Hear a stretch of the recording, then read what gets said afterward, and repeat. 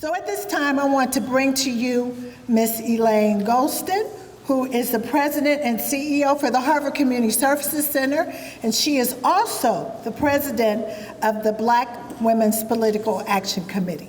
Elaine Golston.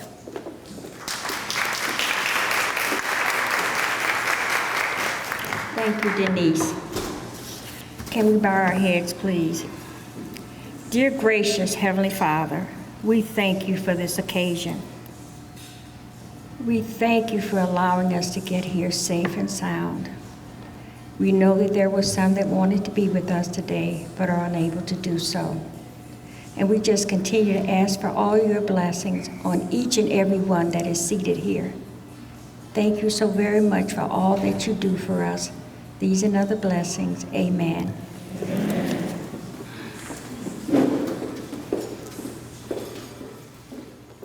Thank you, Elaine. Now at this time, I would like to bring to you Danielle Sidner. She is the CEO of Win Strategies Group, which is dedicated to work with diverse stakeholders to create a winning outcome for individuals, organizations, and our community. She has experience in banking, retail banking, management experience. She draws from all of her professional experiences to build genuine relationships where clients, partners, and the community can benefit. Ms. Sidner is committed to seeing that clients have access to all the opportunities available to them. Most importantly, she is our president of the Cleveland branch of the NAACP. I present to you Danielle Sidner.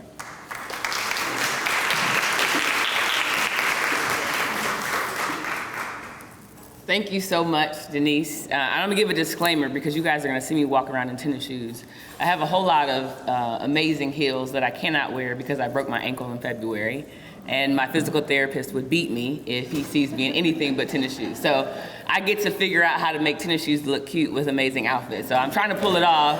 So y'all give sister a little encouragement, okay? Because I'm jealous today. Especially I see these over here. I'm jealous. But again, my name is Danielle Sidner. I'm president of the Cleveland branch of the NAACP. I want to say thank you all so much for coming out and supporting this event. We recognize that COVID-19 has disturbed so much of what we call normal, but it's so important that when we have a chance to come together, we do and we support each other. We recognize also that women are the backbones of our community, and we appreciate the men who have come to support us today. Whether you have a hat on or not, you're here and you're included, and we appreciate you. I want to say a special thank you to Ms. Donna Kelso Nelson, who single-handedly did this without an online ticket. Y'all still write checks. We didn't have an Eventbrite. She keeps trying to tell us young folks that there's still a way to do these types of things, and she proves it over and over again. And so we want this day to be an opportunity for you to sit back, relax, be poured into. We all went through a lot during the pandemic, whether you lost someone that was meaningful to you or just seeing the tragedy and how your lives have been disrupted. So we take it, we really want to say thank you for the fact that you decided to share your day with us, because we know you could be anywhere else. And again, please comply with the COVID mask. We're asking if you're moving about that you do wear it. We are trying to model good behavior. Hopefully you're vaccinated. If you're not, we can help you figure out how to get that done as well. But thank you so much.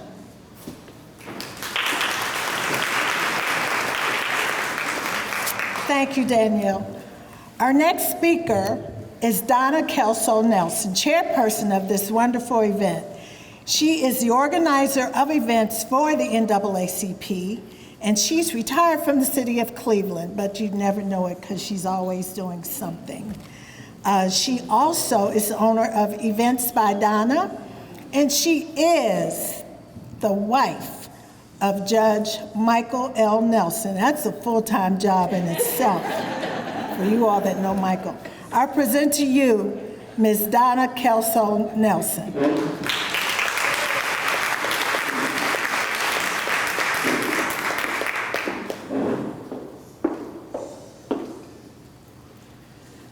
Well, good afternoon, or is it still morning? Well, we still got a few more moments. Good morning, everyone.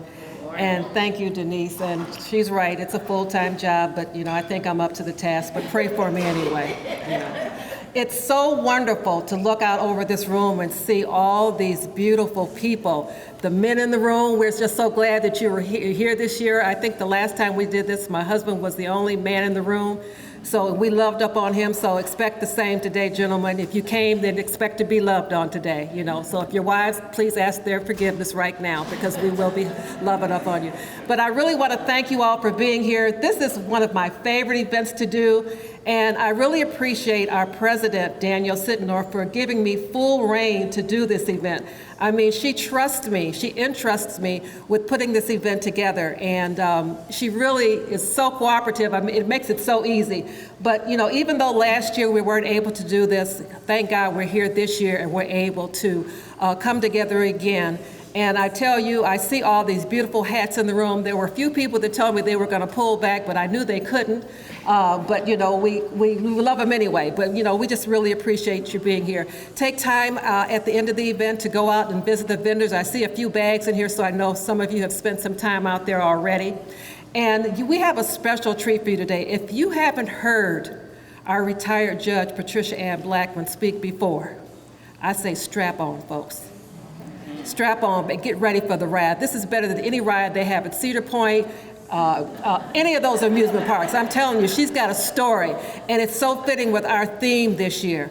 So I just ask that you sit back and enjoy the food that has been pleasantly and prepared for you, and just enjoy your day. We're so happy to have you here, and I'm gonna sit down. And I'm not doing what my doctor told me, unlike Danielle. I had a complete hip replacement earlier this year, and I don't think I should be in heels either, but vanity won out today.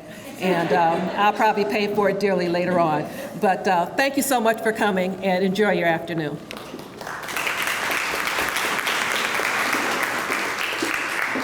Yeah, you're right. She's going to pay later.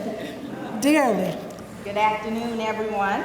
And a special good afternoon to Judge Patricia Ann Blackman. And I want to, every opportunity I get, I want to publicly thank Judge Blackman for having the audacity, the courage, the vision 30 years ago to do what had not been done by an African-American woman in the state of Ohio. So I want to thank you again for trailing the blaze for us that have followed.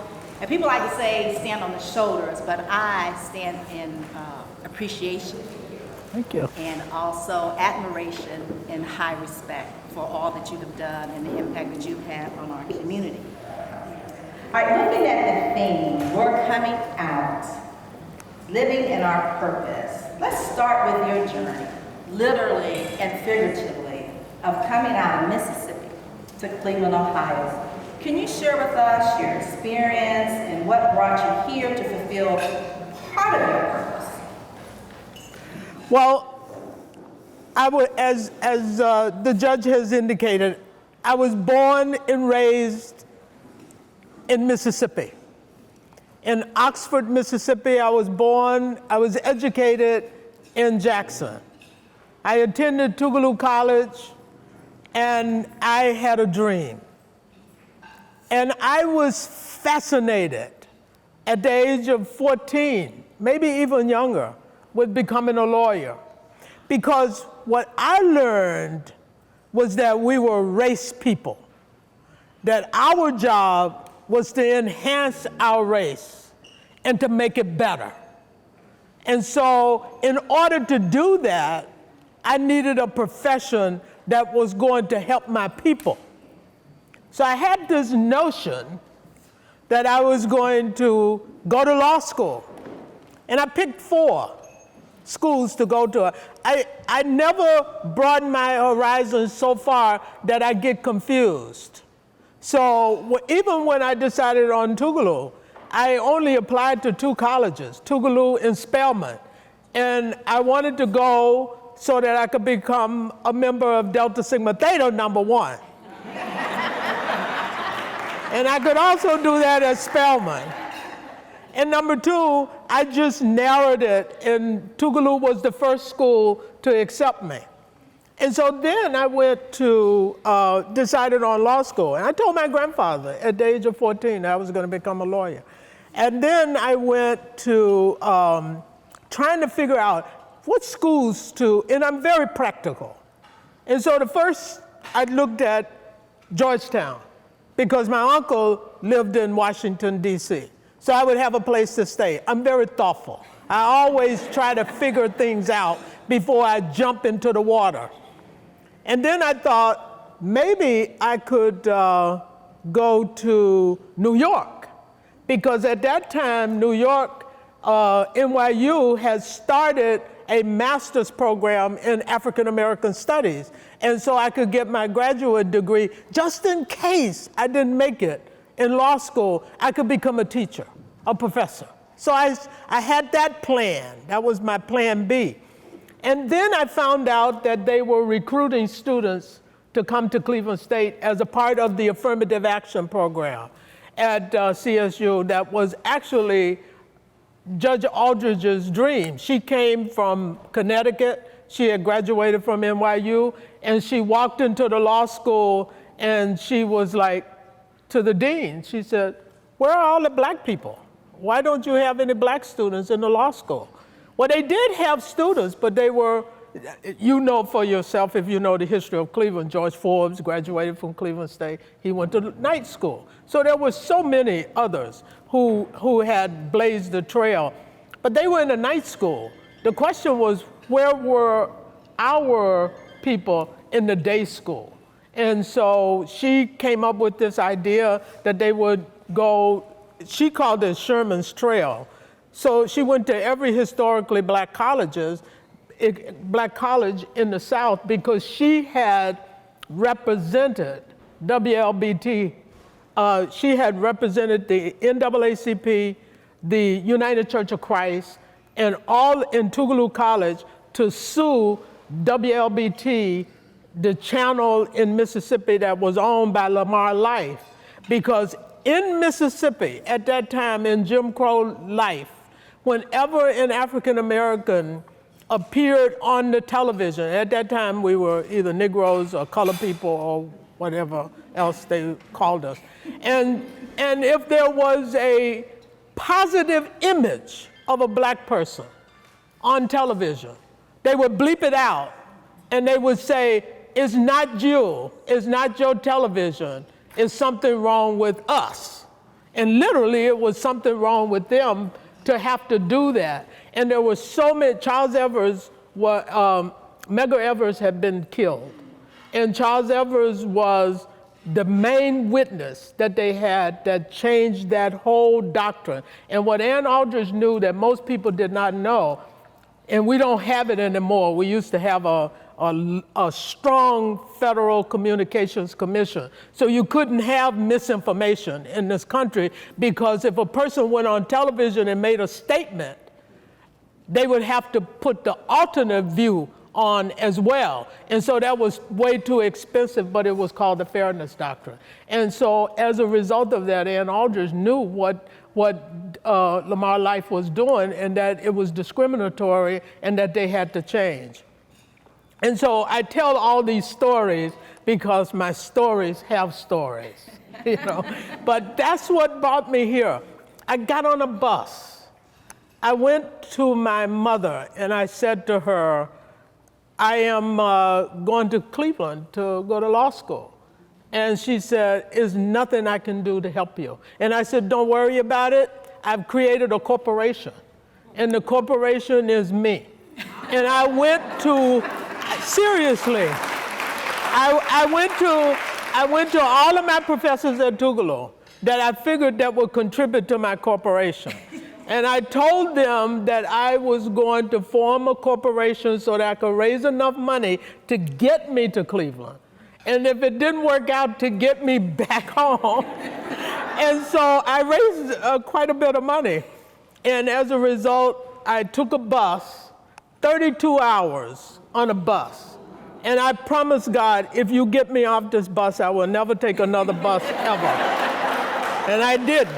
And I tried never to do it. I did use the rapid transit to get to law school. But that was my world. I just planned. I had a purpose, and I had a vision of what I could accomplish. And I wasn't about to let anybody tell me that I couldn't make it. And so I got on that bus, this little brown child from Mississippi in a pair of brown pants. I can see it like it happened yesterday. And I took that bus and I got off where? On Chester Avenue at the Greyhound bus station. Every time I pass that bus station, I think about that day because I called, they treated us like we were foreign exchange students, and we were.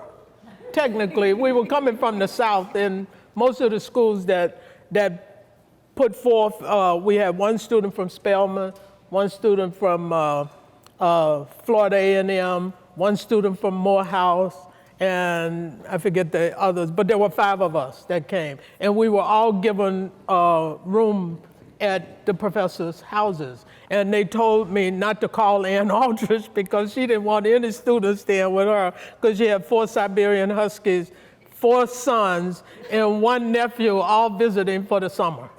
So I ended up calling her and I ended up staying in her house. Just as you were speaking, I mean, this shows how forward you are in your thinking because your corporation is what we now call GoFundMe. So, forward in your thinking. That's an excellent idea. I never thought about that. I started the GoFundMe page. Absolutely. Now, in your comment, you mentioned, because a lot of times people think that their purpose is what they do. And can you expound upon that, the difference in terms of what you do and what your purpose is? Well, my purpose is always what's in front of me. And what I do is not always what's in front of me. So I have to look at, it's more of a vision. And it's not a goal. I don't want to confuse purpose with a goal. Because a goal can come and end.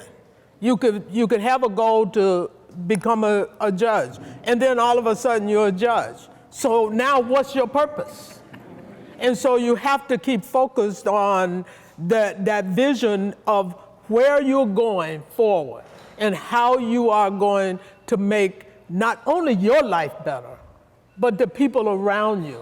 Not only your family, but also your race, because we were race kids. That's how and I am not the only one. I cannot be the only one, because I was a part of the Upward Bound program. That was a program that was started by Richard Nixon, because there was an African American who was a part of his administration that insisted that poor children in the South who had been raised in Jim Crow, that they would have an opportunity to succeed. So my purpose is always success, and success at everything I do, including golf.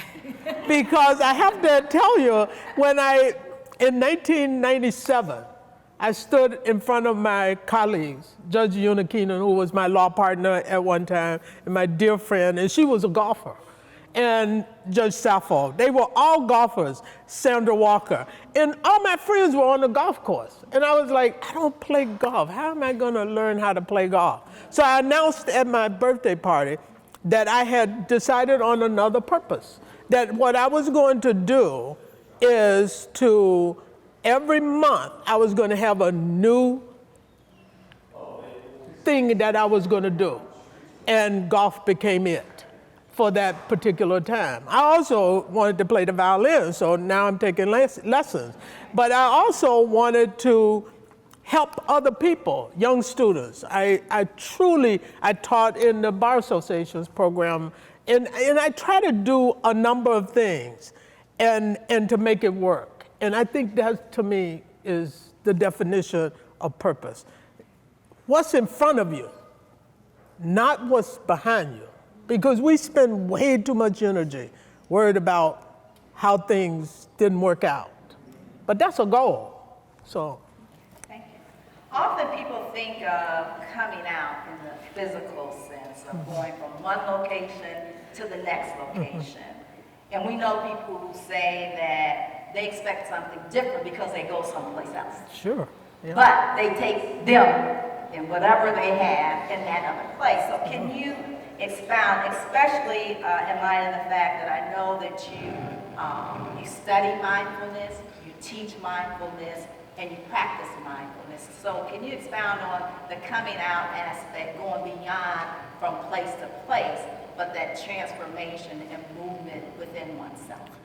I think that's a wonderful question, and it actually gets to the heart of how we can become better humans, and how we can.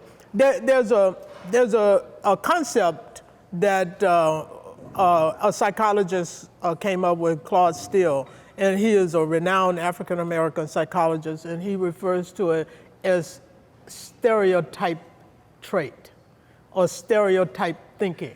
Some of us we walk into a room and we immediately have a lot of stereotype thinking, and our thoughts kind of dictate how we're going to function.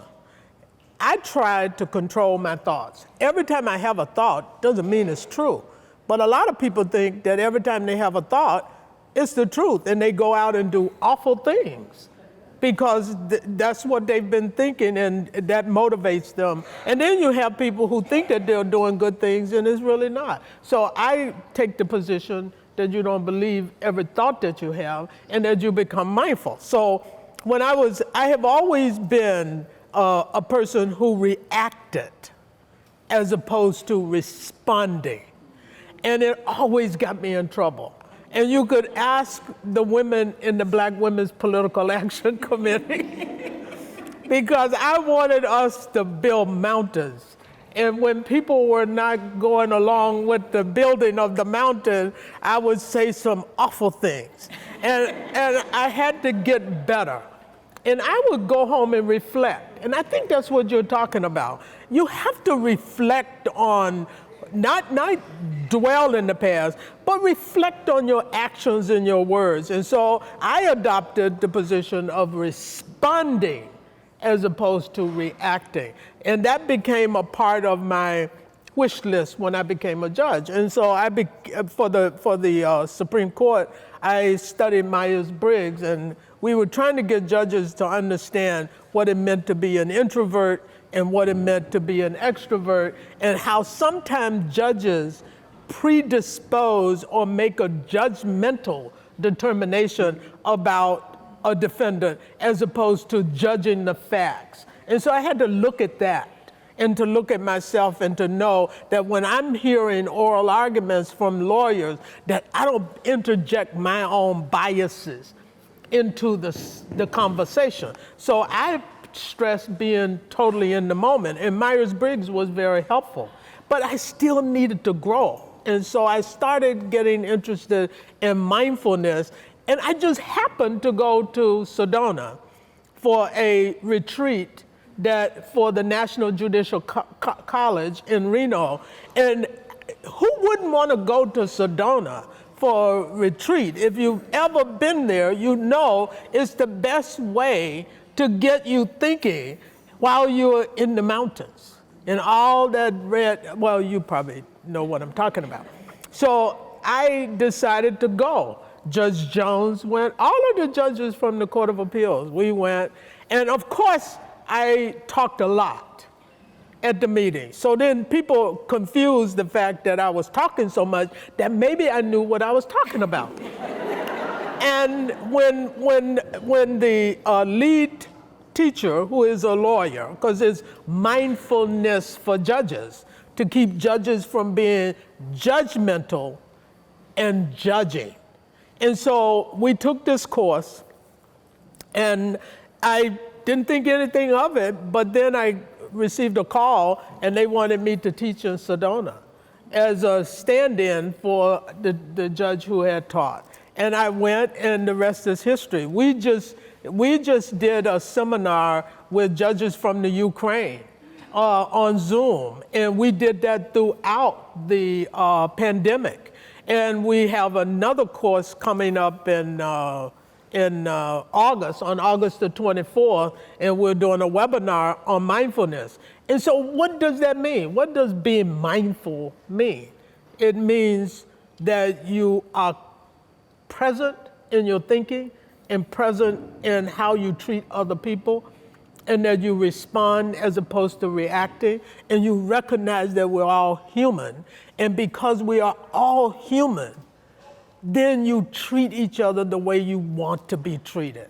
Sometimes we get angry, and we've been told that there's nothing wrong with the angry emotion.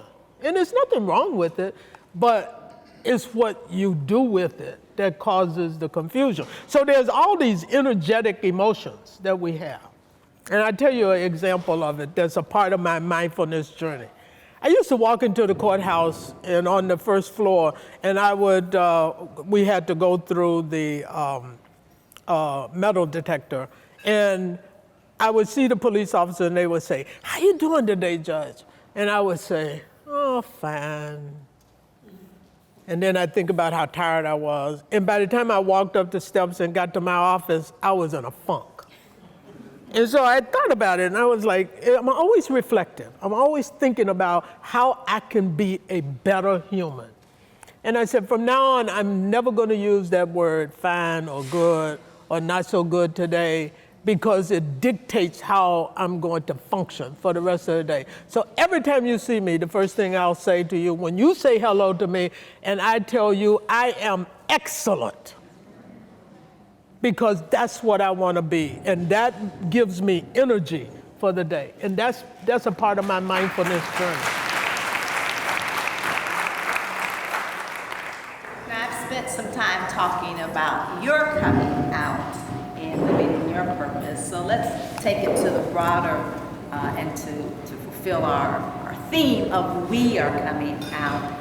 You know, they say on the airplane, and I know Judge Moore uses this in her drug court, that before you can help someone else, you have to put on your air mask. So now that we talked about how you put on your air mask, can you share, and you touched a little bit on it, how do you then help others come out and to live in their purpose? Well, first of all, I always take the position that you meet people where they are, and that you cannot change them, but you can be an example for them. And by being an example, you take care of yourself. You monitor your language. You want people to be better humans. And so you give an example of what a better human looks like. And when you do those kinds of things, then people will gravitate toward you. They will want to know what it is that you have, that you are doing, that could make me better. And you can see bad behavior. I mean, as you pointed out, Judge Moore has, in her program, looked at the world of how we were dealing with people who could have a second chance. And I believe in second chances, because we have been given second chances. And so you have to lay the foundation for them, and you set the table, right? You don't force them to eat. You set the table, and you give them the opportunity to make those changes. And if they don't eat, you don't get upset with it, because there's nothing you can do with that. But you can give them examples, and you can talk to them in a way that is not judgmental. And you can talk to them in a way that doesn't mean that you're the best thing going and you have more information than they have. And then when you reach to them where they are, I think you'll see a success. It is very hard to motivate people to bring themselves up.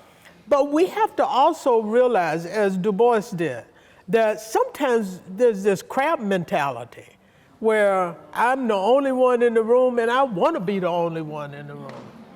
And so we have to think about, how do we advance the narrative? And when I became a judge on the court, we didn't have that many African Americans. I came in and I ended up with a secretary who was African American. I took Randy in, because I was the chief prosecutor for Cleveland at the time, and I took two of the lawyers from the prosecutor's office with me.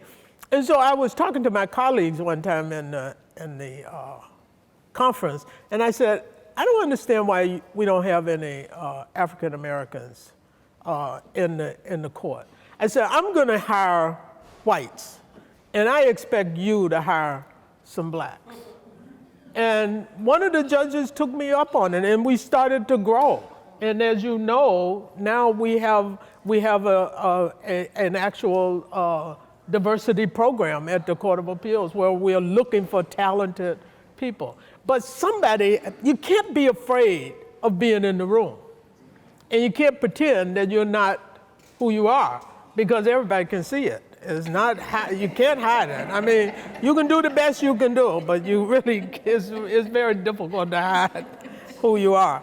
And who you are is not just who you physically are, but who you are is the full course of what you bring to the table. I hope that's good. I kind of got off the subject a little bit. Very helpful, and as you were talking in terms of reaching out, and when I spoke with you in preparation for today, it helped me remember that years ago that you invited me to lunch, and I was a very young attorney, and so it is important that we do reach out and that we make contact so that we can share our experience and encourage. And kind of makes you feel special when the Court of Appeals judge asks you to go out to lunch. Like, well, you know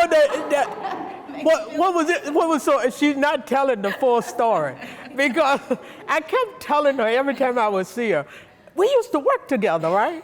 And she would say, no, Judge, no, you got me mixed up with somebody else.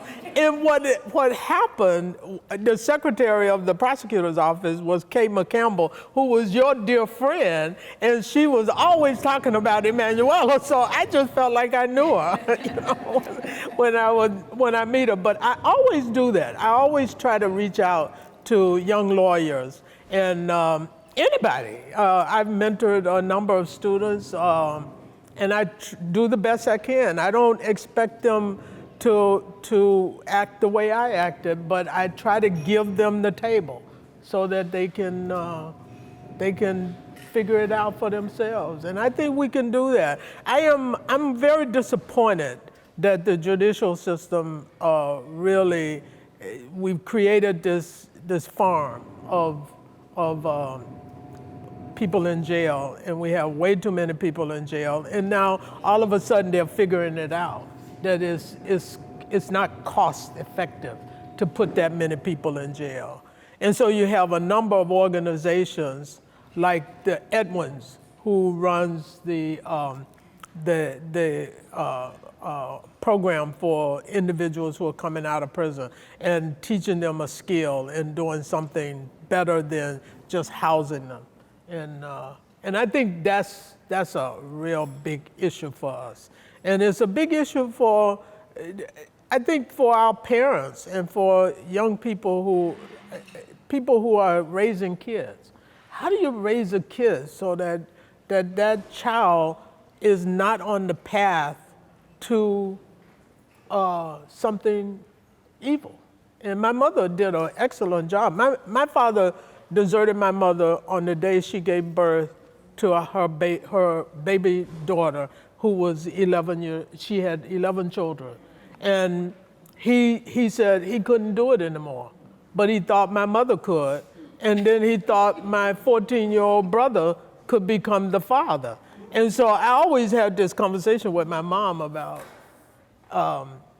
what did you do the moment that you knew that your husband had deserted you? And she said, I prayed to God to send a father for my children, and he sent your brother. And I said to her, and I could say it to her at 30-something when I made this comment. If I was a little younger, I would not have said this. But I said, I don't think God has that much of a sense of humor.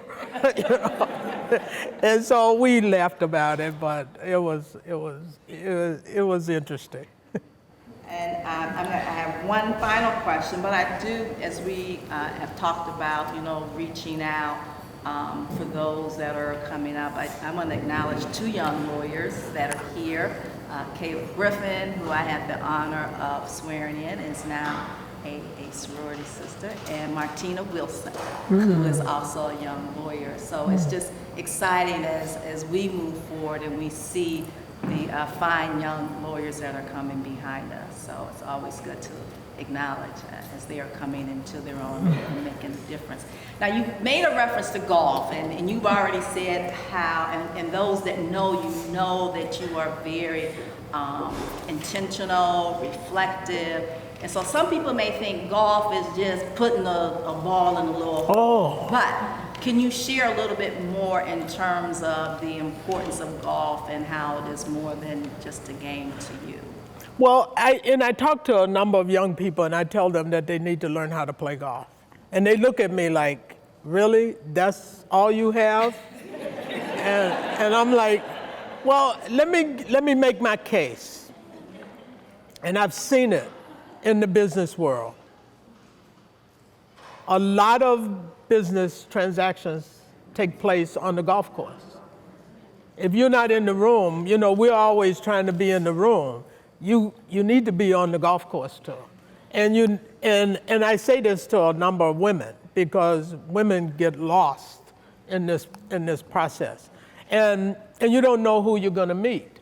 But I'll never forget reading a story about Rockefeller, the original father.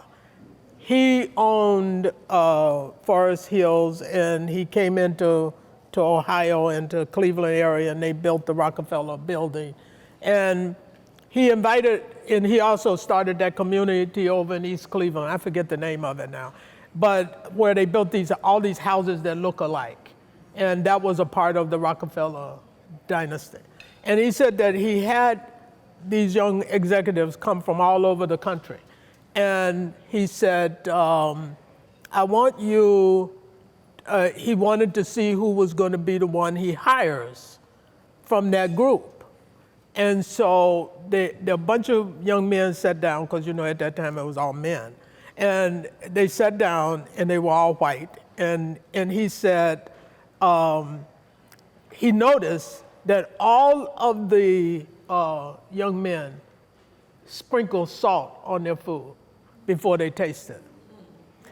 And he said there was one in the mix that tasted the food first to see if it needed salt. And you can figure out that for yourself. People getting the information first before they go head first. So I didn't have a whole lot of information. And I used to tease all the time because we were law partners. And I used to tell her, every time I would go over to her house, the golf was on. You could barely see it. And then if you didn't know what you were looking at, all you saw was just a lot of green grass. And I used to tell all the time, I said, how hard can it be? I mean, all you're doing is hitting a little white ball on green carpet. I mean, why do you have to go out and practice? Why do you need all this energy? Well, I learned that when you practice, you make perfect. And my mother always said that practice makes perfect. And if you don't practice, you know what's going to happen. You can pretend until they find you out. And when they find you out, they will know that all you are is a pretender. So you need to practice and you need to learn. And so that's one thing that golf teaches you, is how to practice and how to be in the moment. Because at the point that golf is designed to make you crazy and and while you are trying to figure out how to hit the ball, you get into your head. And if you understand about mindfulness, in order to be a good golfer, you have to be in the moment. And you have to be ready to get rid of every distraction. Also, you have to appreciate the fact that life is uncertain. Anybody who tells you that life happens with a certainty, I want to meet that person. Because you don't know what's going to happen. We drive down the street in a tin can going 60 miles an hour. You just don't know what's going to happen. Life is uncertain, and golf is uncertain. It teaches you about yourself and about how to live. So you're on the golf course, and you're playing with somebody who's a cheater. You don't know that. They're kicking the ball. They're lying about their score. It tells you something about their character. how many strokes the person has. And then they get off and they say, oh, I had a par. And you're like, and it teaches you not to contest them, because they will figure it out on their own, and they will figure it out on that next hole, because the next hole will give them devastation, because that's just how it works. So why do I prefer golf? Because it is the new boardroom. If you are becoming a part of corporate world, and that's what capitalism is all about. And if you're not in the room, then you can't make a difference. You have to be at the table. But maybe you don't want to be at the table. That's okay too. I mean, I'm not suggesting that this is something you have to do. But it works for some of us, and that's all I'm saying. And it worked for me. And I have to catch myself. Sometimes I had a bad habit of not reporting the correct score. It's not that I was cheating, it's just that sometimes I forgot what I did. So I had to change and take a deep breath and be mindful. And so now I count ahead of time and not relying on my memory, because I have friends who will look at me and like, really? And then I have to, oh, wait a minute, okay, and then go back and count this. So, because you don't want anybody to think that you would cheat, because that really does say something about your character. If you know, like they did that story about Trump and how he cheats on the golf course. So you can't be like that. Well, we've touched on a number of issues, and I hope that we brought some insight into you. Into me, yeah. And also to help challenge those of us that are here when we talk about we're coming out, living in our purpose. So I think that we have a few minutes for questions. If anyone has a burning question, they would have to ask themselves. I don't have a question, I just want to make a statement. I just want to tell you that when I was a young person, you were one of my role models. Thank you. I've always enjoyed being in your company, Aw. listening to all of the things that you had to say. And I was telling your colleague here today, you folks keep the door open. Right. And we right now, excuse my French, are trying to kick the door down. Yeah. But you led the way, and you led by example.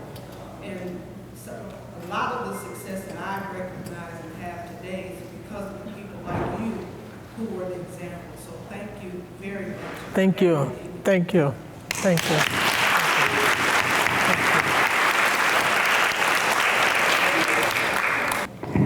Hi, Judge Blackman. The question that I have has more to do with the woman that you are and how direct you are. I've never seen you back up. But because of being a black woman, I can imagine on occasion that is intimidating to people. How did you navigate that? That is such an interesting question, because this is how maybe I was pretty naive in the beginning. I didn't think that there was a place I wasn't supposed to be, because this is what they told me, that that this was the American dream. And so I was making that come true. And when I would walk into a room, I never, ever decided that I was going to invoke what is, I think, a real thing these days, is the stereotype thinking. And we do it a lot, I think, because we just cannot help it. We've seen how awful things can be.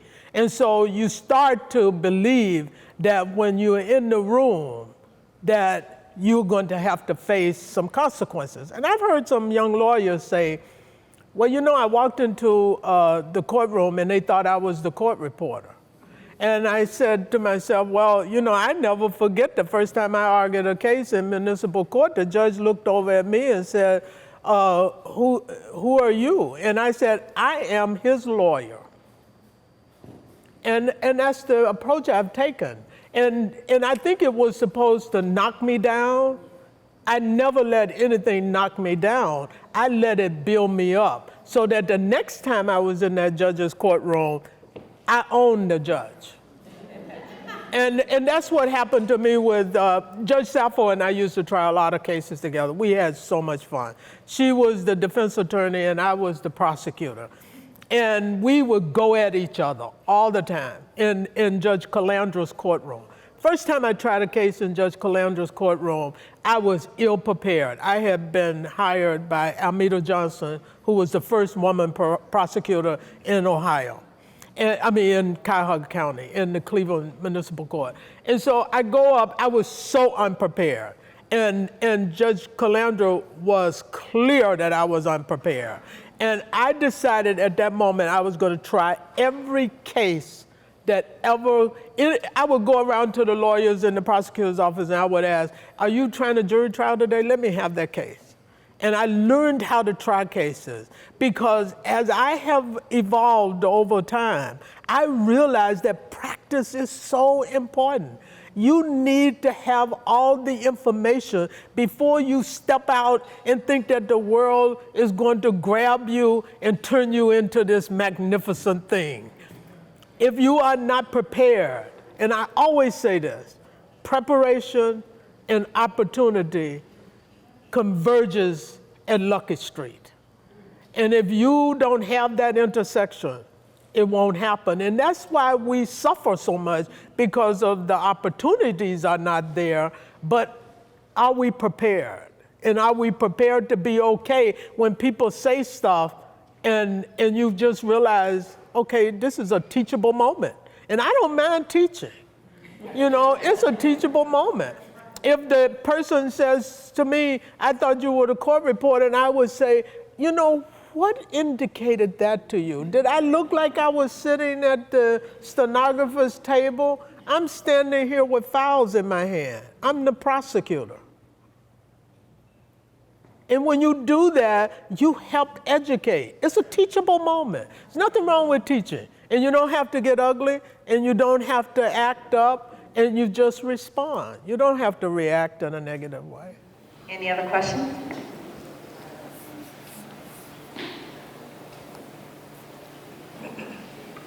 I don't have a question, but I have a statement.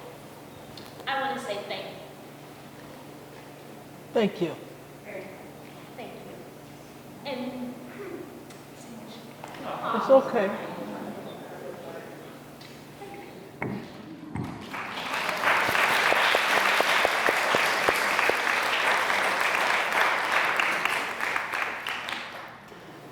Hi, my name is Denise, and I was listening to you, and it's a few of us over here that remember the Upward Bound program.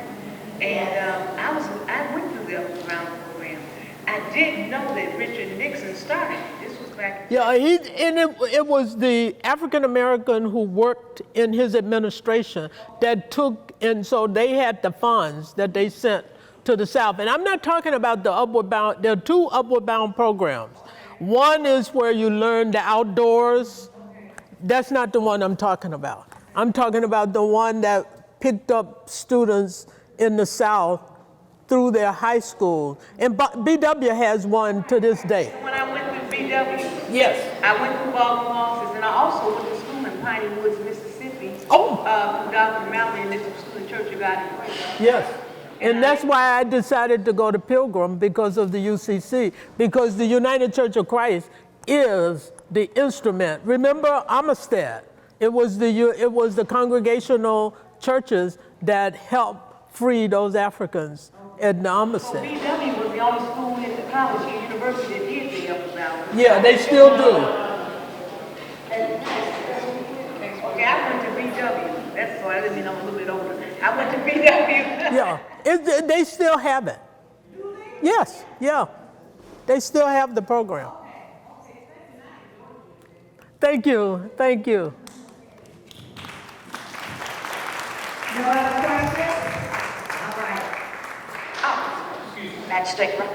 I don't have a question, and I don't need the microphone. I think everybody can hear me pretty good. Yeah. Thank you. There are not a lot of men here today, but I think I speak for most of the men when I say race building is not just about one gender or the other. It's about both. Yeah. And we are going not only inspire women here and elsewhere, but who inspire people like myself. Because I've known you for years, and I've always had a great deal of respect for you, and you're a likable person. Thank you. Thank you. Thank you very much for inspiring me as a not-so-young lawyer and a not-so-young judicial officer to aspire to higher heights. Thank you very much. Thank you. I would like for you to expound upon how you feel about our community being involved in the political process, and particularly Black women. I'm sorry. How important it is for our community to be involved in the political process. Well, everything in America is either about money or politics. And if you are not in the room, it's very difficult. And this is one thing I thought of. It's very hard to get people to vote. But we learned something during the pandemic, that if you go to the people and give them a ballot, if you mail it to their house, which is what they do in Canada, and they do it in Oregon, that people will vote and they will return that ballot. Or they will drive up and put it in a box if they don't have to. So there are all these issues that we have a new fight on our hand. And a number of people think, well, we've already had this fight. Technically, we haven't had this particular fight. And we have a constitutional right to be citizens of this country. We are Americans. We are by our birth citizens of this country. And we have a right to vote. We have a right to be citizens. But we also have the right to be good citizens.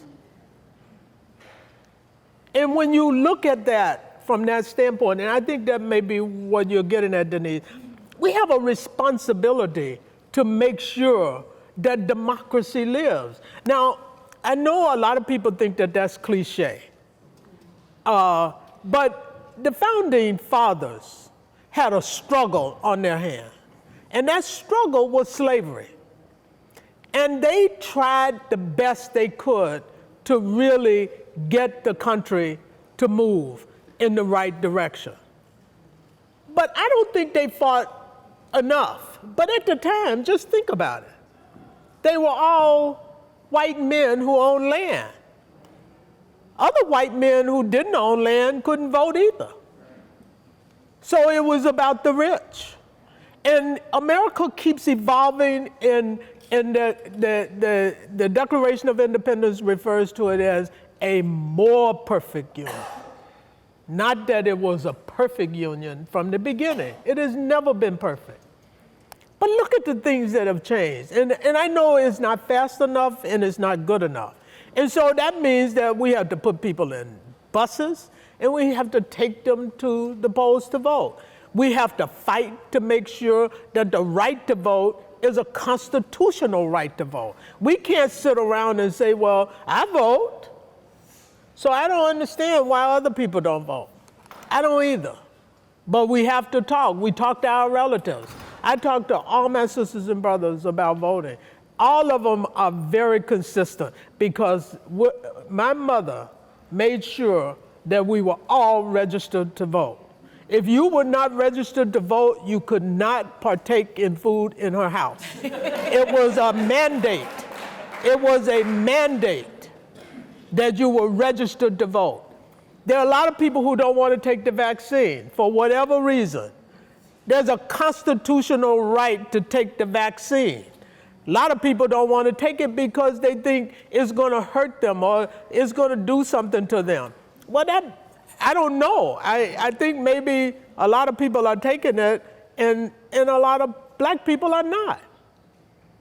And I understand the Tuskegee experiment. I also understand the experiment that the slave owners did, who were doctors, did on the African slaves. We have that interred in our bones.